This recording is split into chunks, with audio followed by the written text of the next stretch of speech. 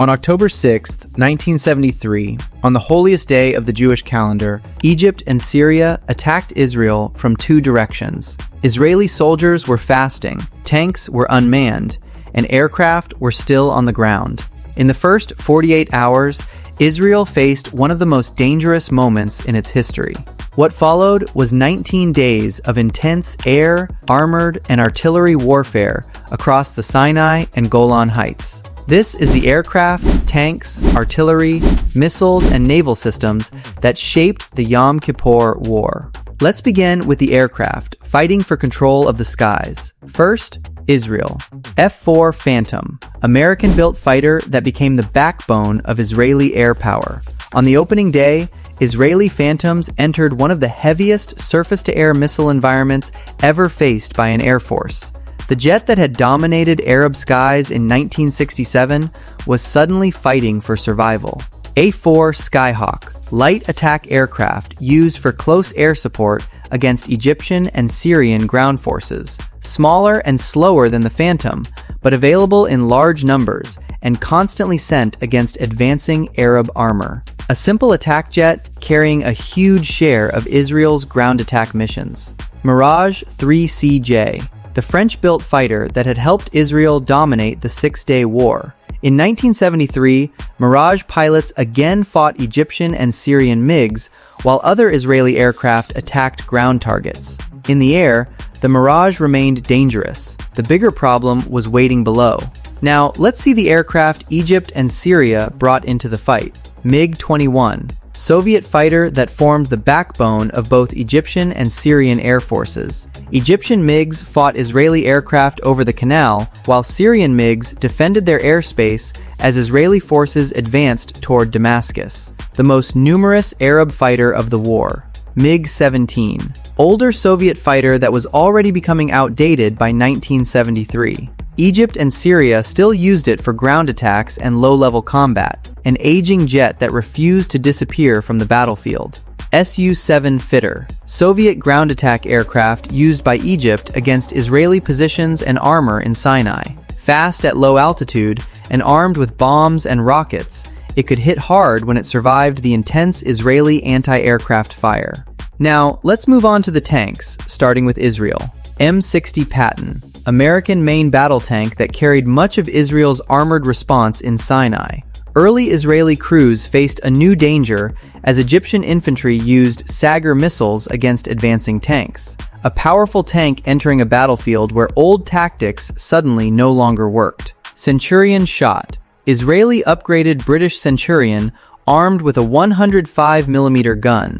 On the Golan Heights, Centurion crews faced massive Syrian armored formations in the Valley of Tears. Outnumbered, Israeli tanks held defensive positions against an enemy force many times their size. The tank that became a symbol of Israel's desperate defense. M48 Patton, older American tank still serving with Israeli reserve units. When Israel mobilized, M48 crews were thrown into the fighting alongside Centurions and M60s. Not the newest tank available, but Israel needed every armored vehicle it had. Now, let's look at the armor Egypt and Syria brought into the war. T-54 and T-55, Soviet tanks fielded in huge numbers by Egypt and Syria.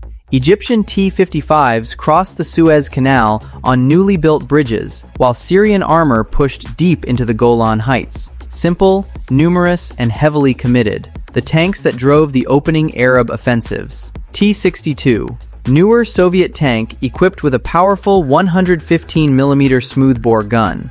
Egypt used T-62s alongside T-55s during the advance into Sinai, a newer generation of Soviet armor that gave Israeli crews another serious threat to deal with. Moving on to artillery, first, Israel. M109 Howitzer, American self-propelled 155mm artillery system used throughout the war.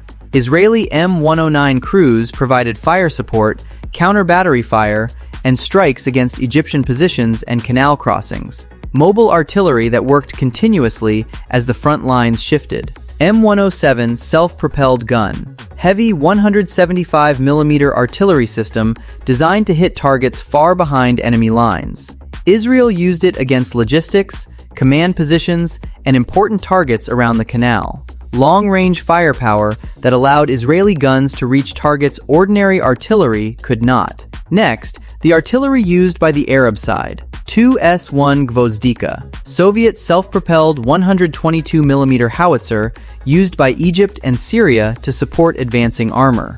Its mobility allowed it to move with tank formations and keep pressure on Israeli defensive positions. D-30 howitzer, Soviet 122mm towed howitzer that formed a major part of Arab artillery. Egyptian batteries used massive preparatory barrages before the canal crossing, while Syrian guns hammered Israeli positions on the Golan, the artillery that helped open the ground offensive. Now we turn to air defense, starting with the Arab forces. SA-6 Gainful, Soviet mobile surface-to-air missile system that became one of the defining weapons of the war. Egypt deployed SA-6 batteries along the canal, creating an air defense umbrella that made Israeli attacks extremely costly. The missile system that forced Israel to rethink how it fought for the skies. SA-7 Grail, man-portable missile carried by Arab infantry. Israeli pilots flying lower to avoid medium-altitude SAMs could suddenly find themselves inside SA-7 range.